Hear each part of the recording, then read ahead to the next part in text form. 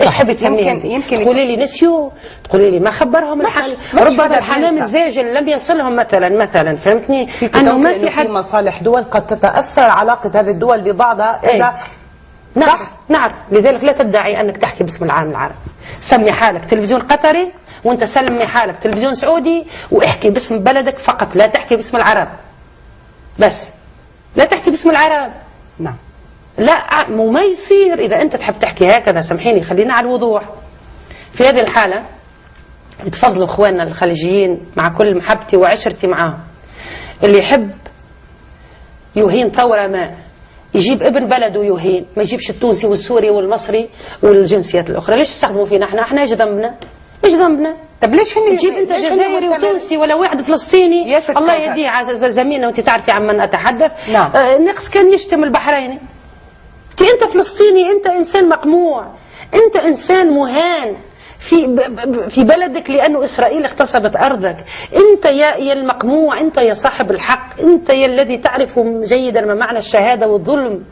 انت تجلس في لحظه تهين مظلوم اخر. فهميها لي. بعدك عم بتقولي انه لقمه العيش لا ولا انا بدك يستقيلوا الجميع. لو تلموا الاعلاميين في بعضهم يستقيل الملاك وتبقى القنوات. انت مش فاهم عن ايش احكي.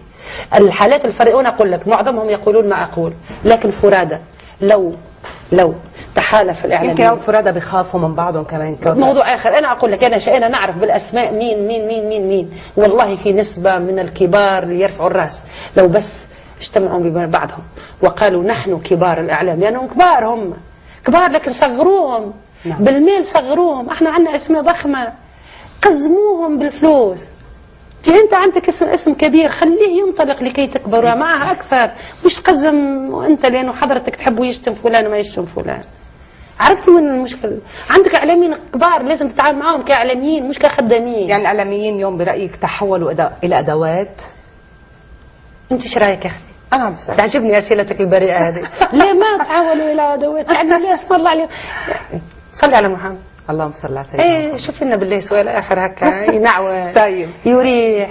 ملا سؤال يعني ينعوى بعد اكثر. هم ادوات. لا والله هم بعض منهم رقاص والبعض منه طبال والبعض منه ساكت ويدعي كل صباح انه ربي يحل في وجهه ويرجع البلد وينتهي مع الغمه، والبعض منه معاقب شوي. فهمتني استفزازي.